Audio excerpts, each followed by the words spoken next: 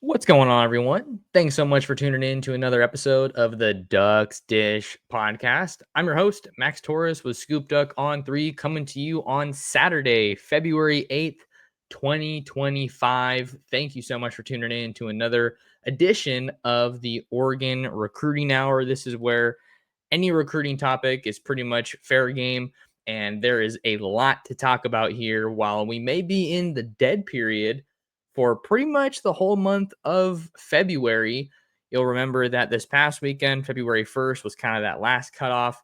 A lot of junior days across the country, and Oregon wasn't too active, but there's still plenty to talk about in this episode. I'm going to get into my trip out to Mater Dei High School in Santa Ana, California earlier this week. The defending number one team in the country, defending national champs, and one of the biggest pipelines in Oregon recruiting right now. So we're going to get into that. Maybe a little bit of comments from the National Signing Day show.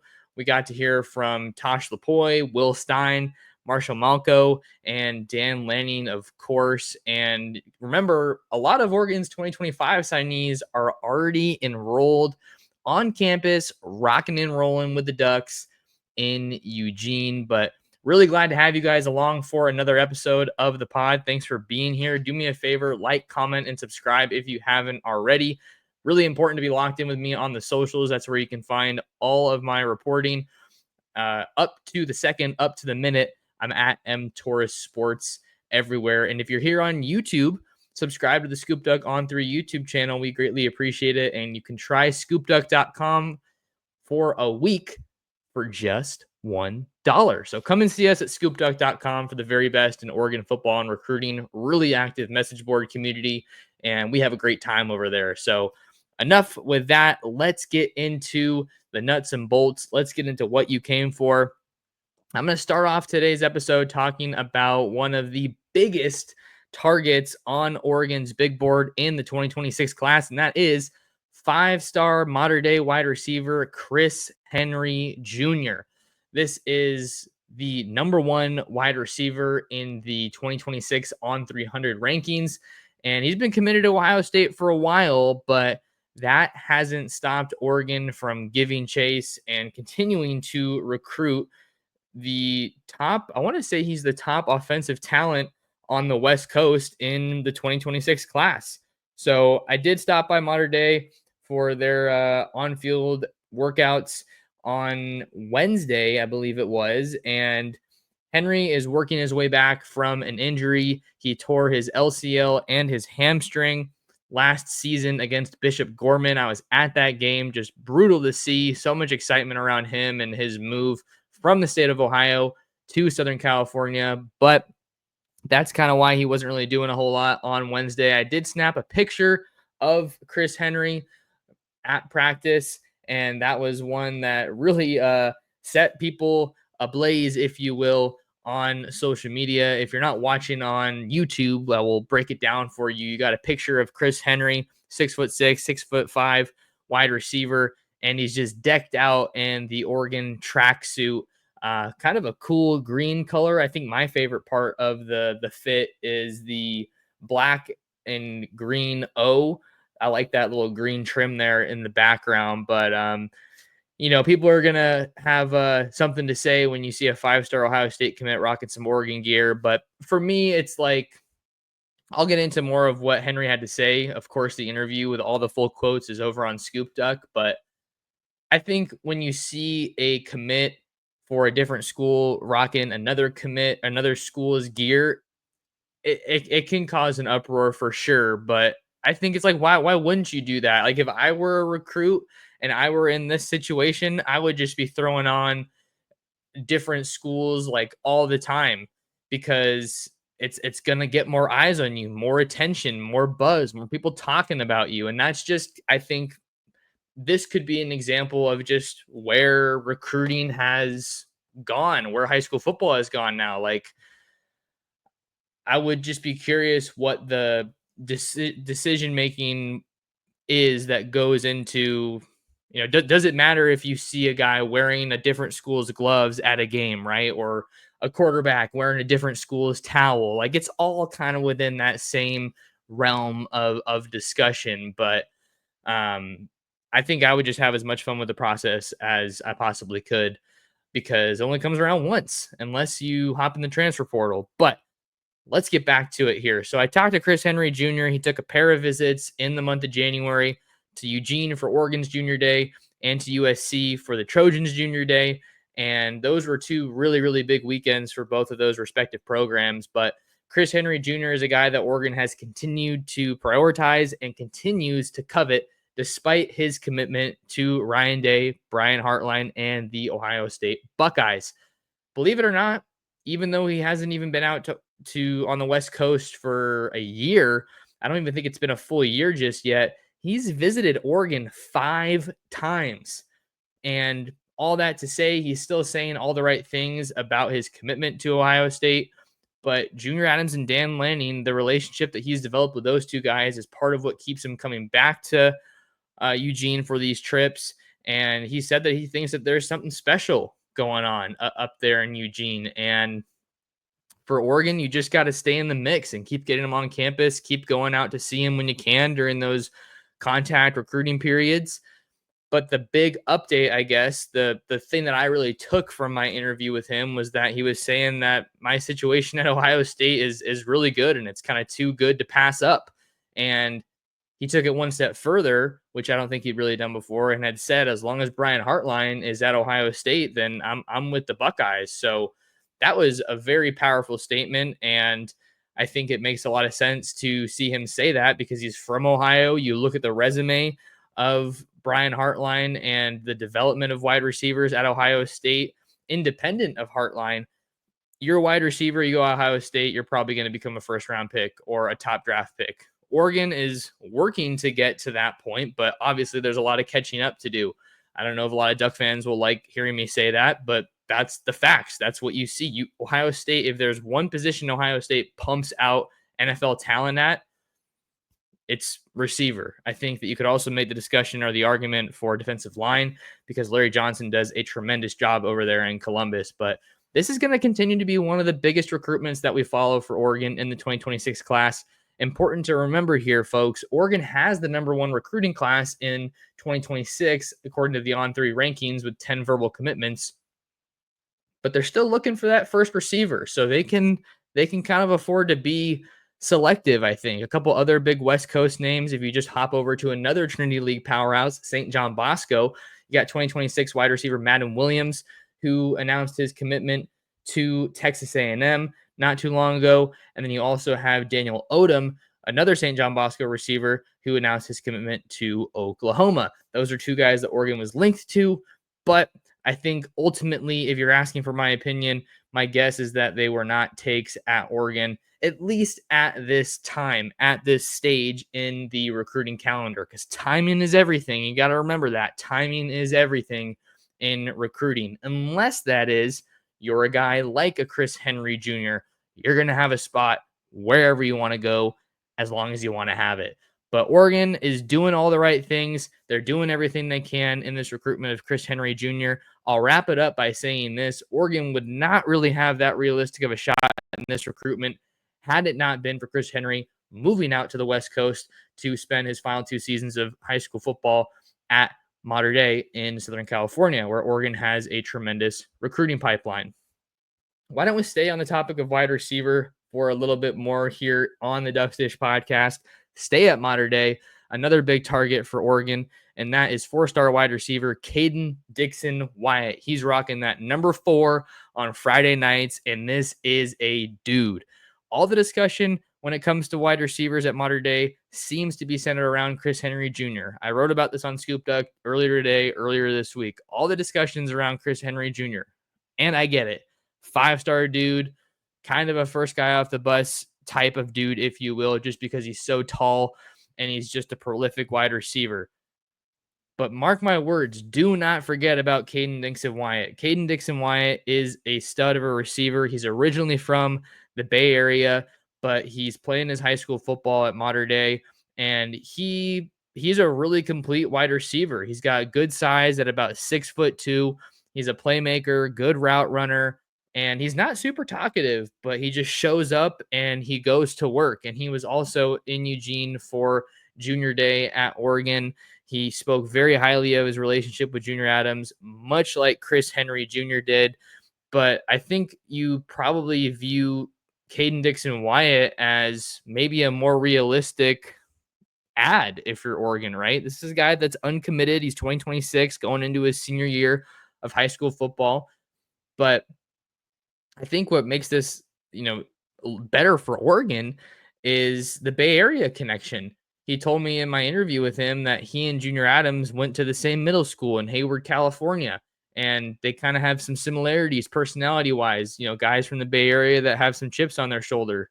I think that in general, NorCal guys probably have a chip on their shoulder because looking at the state, like the gap between Northern California and Southern California football, I've learned is pretty wide. I think that there's just a lot more talent in Southern California, and there's a lot more resources that are poured into football in Southern California. But make no mistake, Northern California has some great players. If you need any more evidence, look at Folsom, look at Sarah, look at De La Salle. Oregon has done work at, I think, all of those schools. Maybe not so much Sarah. Sione Laulea. I think he might have been a Sarah guy. I know he was a College of San Mateo guy before he got him. But point proven. There's talent in NorCal and SoCal. But I think that NorCal connection could be part of what is giving Oregon the slight edge right now for Kaden Dixon Wyatt. And you got some other schools in the mix here for Kaden Dixon Wyatt. Everybody in the nation, it feels like, is coming after him. But I think the three that you got to watch here are Oregon, Ohio State, and Texas.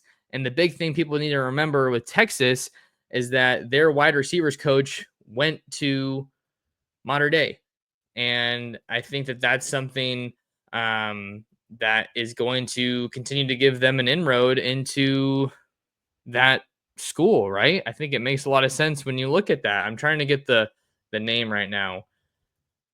It is escaping me, so I apologize. Chris Jackson. I knew it was Jackson, but Chris Jackson, he's a Mater Dei alum, and there's going to be a lot of Longhorn activity at Mater Dei. They signed Brandon Baker in the 2024 recruiting class. He was a big offensive tackle that Oregon also recruited heavily. So I think that right now, Kaden Dixon Wyatt, he's working from a top 10 publicly, but he said he's kind of around 7-ish schools, and he's probably going to make his decision before his senior season starts. But I'll tell you, after interviewing Kaden Dixon Wyatt, I don't always like to start asking about Oregon because I think sometimes it just makes the interview go in a certain direction. So I started off asking him about USC. That was the most recent trip he had taken, right? But when I asked him about Oregon, I could kind of see his demeanor shift a little bit, right? He kind of lit up a little bit. And the quote that I put out with the story was, he said, I mean, I really love the Ducks. So Kaden Dixon Wyatt is going to be a name that you need to know in Oregon's pursuits of elite talent at wide receiver in the 2026 recruiting class. I got one more guy to talk about from Mater Dei, and it's a guy that's been in the headlines recently. That is newly minted 2026 tight end Mark Bowman. The big thing with Bowman is that he recently made the decision to reclassify from the 2027 class to the 2026 class. And this is someone, I'll tell you guys, I moved out here in 2022. Mark Bowman's a guy that I've been hearing about since I got to Southern California. This is someone that people are mentioning in the same breath, in the same sentences as Brock Bowers, who is also a California kid. He was from the Napa area in Northern California, and we know his story. He went on to Georgia before being drafted by the Raiders and had one of the best seasons by a rookie tight end, and I don't know how long. So if Mark Bowman is being mentioned in those waters, I think that he's a guy that you need to know. He was, I think, a top 10, top 15 player in the rankings in 2026, and now he's right up there. And even in the 26 class, he's holding his water in the 2026, you could maybe say. He's the number 63 player on three in the 2026 class nationally, the number 3 tight end in the country. So the only two guys ahead of him You have Caden Prothero from Bowden, Georgia. And then the number one tight end in the country, Kendra Harrison. And where's that guy going? He's committed to Oregon. Don't forget, he's also a 5-star basketball recruit. So the tight end board for Oregon in 2026 is absolutely bonkers. You got Kendra Harrison, who's already committed. I interviewed him after he came out, and he loves everything about the Ducks. He is really saying all the right things about being locked in, but that's going to be a battle. You got Mark Bowman, who we're talking about right now. You also got Brock Harris. He's one to watch as well, out of the state of Utah, originally a Portland native, right? That's something that could be big, coming home to play his college ball, but BYU is also heavily in the mix there. Then you have another guy, Israel Briggs from Visalia, California, and he just committed to Arizona State and Kenny Dillingham.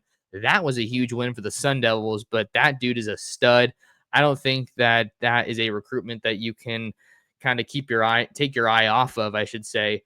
Israel Briggs is an absolute dude, and he is kind of a little bit of a late bloomer here in the recruiting world. But let's get back to Bowman. I'm getting a little bit fired up, so sorry about that. It's been a little bit since I did one of these pods earlier in the week, but Mark Bowman, absolute stud.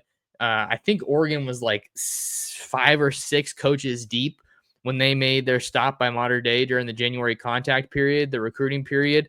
He told me that Will Stein, Dan Lanning, Tosh Lapoy, Drew Maringer, Alik Terry, they all came out to Mater Dei to see him. And I'm sure, Chris Henry and Kaden Dixon Wyatt as well. But that was one of the first things that he said when he was talking about what schools came by to see him. He mentioned Oregon, and he said that Oregon was rolling deep. And if you're watching the tape here on YouTube, I mean, just the guy is so impressive. He's fast. He can run routes. He can catch the ball. He can run you over as a blocker. This is a do-it-all tight end in every sense of the word. And Oregon's got a great shot here. He already told me that Oregon is going to be getting an official visit for him before he makes his college commitment. Other schools that are worth watching in this recruitment include Texas and Georgia, but he's working from a top 12 right now that includes quite a few schools, obviously 12 schools, but quite a few schools that he still hasn't even gotten out to see yet for a visit. He visited Arizona State for a 7-on-7 with his 7-on-7 team last weekend, I want to say it was. So even though he's accelerating his timeline, of course, by reclassifying from 2027 to 2026, this is a guy that probably isn't going to be making his decision until November, he was telling me. So he's still got quite a bit of time left, but you have to love Oregon's position here. I like Oregon's position here, even with so much time to go. I would think that Texas might be the biggest competitor right now for Oregon. He had mentioned when I was asking him about Texas that his dad either went there or is from there, but is a huge Texas fan. The quote he gave me was he has burnt orange running through his blood. So that is going to be a tough one to make for sure. Tough battle, I should say, for Oregon here, but they do have a lot of momentum at Mater Dei, right? You signed Jordan Davison and Nasir Wyatt, a running back and an edge rusher, respectively, in the 2026 class out of Mater Dei. You already got a pair of 2026 commits at Mater Dei now in Tomuhini Topui, a defensive lineman, reigning Trinity League MVP from the 2024 season, as well as Cody Green, one of the truly elite offensive tackles in this 2026 class. You'll remember he moved from Washington down to Southern California ahead of the 2024 season, and he's now committed to Oregon and one of the headliners in that 2026 recruiting class. One more note on Mater Dei. I don't want to make it too Mater Dei focused, but Tomuhini Topui was a visitor for Junior Day as well last weekend at USC. So the Oregon defensive line commit taking a trip out to Los Angeles to take in the Trojans Junior Day. And I think that a lot of people have been talking about USC recently, and it's for the right reasons. Lincoln Riley and the Trojans have been making a lot of big hires this offseason. Chad Savage as the inside receivers and tight end coach. You have Chad Bowden coming over to be the new, I think he's either the GM or the director of football operations. The title is escaping me right now, so apologies for that. But that was a big hire for them as well. And then you also have Trevon Reed, who comes over to be the new quarterbacks coach. He spent some time at UCF, and then I wrote on ScoopDuck that Oregon's Rashad Wadood was a finalist for that job. to be the cornerbacks coach at USC, but it looks like he's going to be sticking around after that hire. So I think for Topui, he's a guy that has loved Oregon for the longest time, ever since I started talking to him. So it's going to be hard, I think, for USC to flip him from his commitment, but I'm bringing it to you guys because I think it's worth talking about. Obviously, USC has distance on their side. That's a school that can host Mater Dei, Trinity League, SoCal guys every week or every other week just because they are so perfectly located versus Oregon. That's the other thing too. Like, for example, Pylon LA happened last weekend, a 7-on-7 tournament here in Southern California. And it's no coincidence. I am telling you guys that it's no coincidence that there was a major 7-on-7 tournament in Southern California at the same time that USC had their junior day. And why do I say that? It's because these 7-on-7 teams come out to play. And then it's like, hey, you're out here for a tournament. Why don't you come out to visit us at USC? It just makes a lot of sense. And that is something, now that the opening isn't happening in Oregon anymore, that Oregon doesn't have the luxury of doing. I know that a lot of OT7 tournaments are in Dallas this upcoming spring. So that means that schools like Texas, Texas A&M, TCU, they're going to be able to get a lot of visitors because they're coming out for these visits, for these camps, tournaments, whatever it is. So I'm not saying that to complain or anything. I'm just saying that that is a difference in the recruiting landscape, and Oregon does not have that to their advantage. They did have an Elite 11 camp a couple years ago in Eugene, a regional camp after the spring game. So a ton of visitors came out, hung out at the spring game on Saturday, and then that next Sunday they went out and participated in the Elite 11. So that was pretty big for Oregon at the time. Michael Van Buren, he's not the LSU quarterback now. He was at Mississippi State and he was at Oregon, but he was committed to Oregon at the time. He came out to visit for the spring game and then did that. But all that to say, I think Tomuhini Topui loves Oregon, but he's going to hear USC out because they're making some good moves. And I think you have to see on-field play start to improve before you maybe really start to have some concern about a potential flip. The other guy that we need to talk about, how about Jonas Williams? Jonas Williams, 2026 Oregon quarterback commit out of the state of Illinois. He was also in Los Angeles for USC Junior Day, and it seems like USC and LSU are in the mix here to vie for a flip of the Oregon quarterback pledge. And Williams' story has been an interesting one just because Oregon hasn't recruited the state of Illinois super heavily in the past. You all obviously have Marcus Harper, the offensive lineman out of the Chicago area, and then you have De'Ara Hill out of Belleville, Illinois, the 2025 running back that's coming to Oregon. And then now you have Jonas Williams out of Frankfort Heights, Lincoln Way East High School. And this guy's tape is super impressive. You see his ability to buy time there, to improvise, and then the strong throw on the run. Also has some ability here with his legs. Basically, it doesn't take you very long watching his tape to understand why, oh, yeah, I think that's a guy that Will Stein would probably want to play quarterback for him at Oregon. But quarterback recruitments come with lots of ebbs and flows, lots of surprise storylines, flips, decommits, reclassifications, you name it.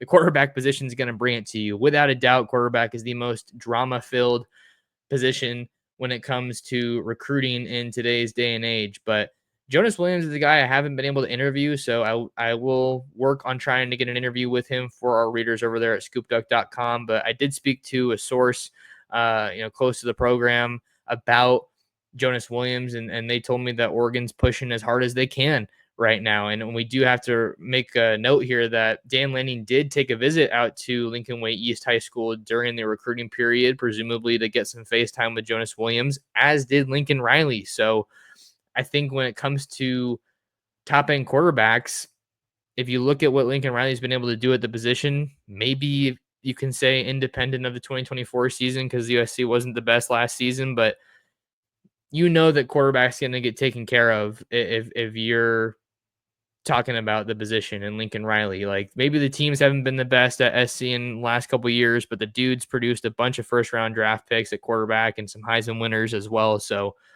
all that to say, if you're a top quarterback in high school, you're going to listen if Lincoln Riley comes calling. So I don't have a whole lot more to add there, but We do know that Oregon's been recruiting a number of 2026 quarterbacks very hard. You look at Jared Curtis, the number one quarterback in the 2026 class out of Nashville Christian.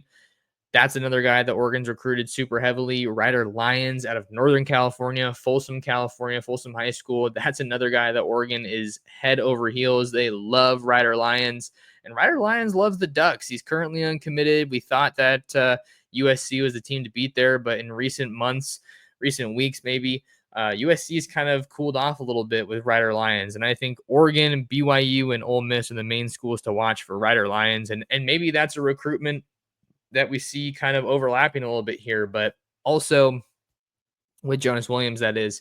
But also, you got to keep in mind that Ryder Lyons is going to be taking a mission trip. So he's effectively being viewed as a 2027 recruit for most of these schools that are going after him. But this guy's got every offer in the books. Ohio State was one of the most recent ones, I want to say. North Carolina is also in the mix now with Bill Belichick at the helm in Chapel Hill. So quarterback recruiting is hot and heavy right now.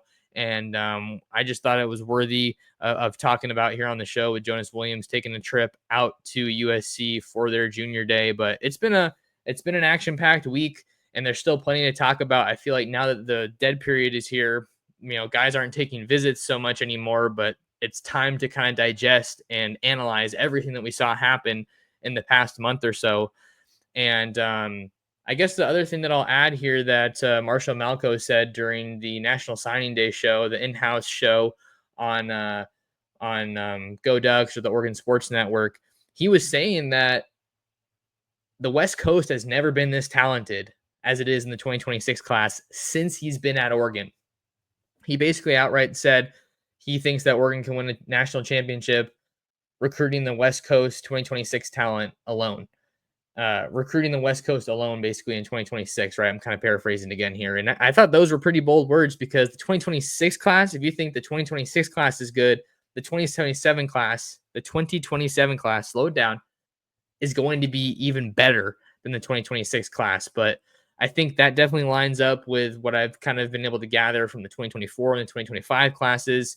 These past couple of years, the 2025 class was definitely a little bit of a down year in terms of the West Coast and California in particular. We know that's a foundational class for Oregon, foundational state for Oregon when it comes to recruiting, but you got to be excited. You look at the Western region, and Oregon already has a bunch of commits from the Western region, the 2026 class. You look at, let's just go top to bottom, north to south. You have Oregon, Tony Cumberland is over there at Willamette. Viliami Muwala is also now at Willamette. That's a big storyline from this week. The 2026 defensive line commit for the Ducks transferring from Bingham in Utah to Willamette ahead of his senior season. I think that it's becoming a little bit more common, at least in the Oregon sense of things, for some of these commits to transfer to local high schools. I think that's definitely the case that you see with Tony Cumberland and Viliami Muwala.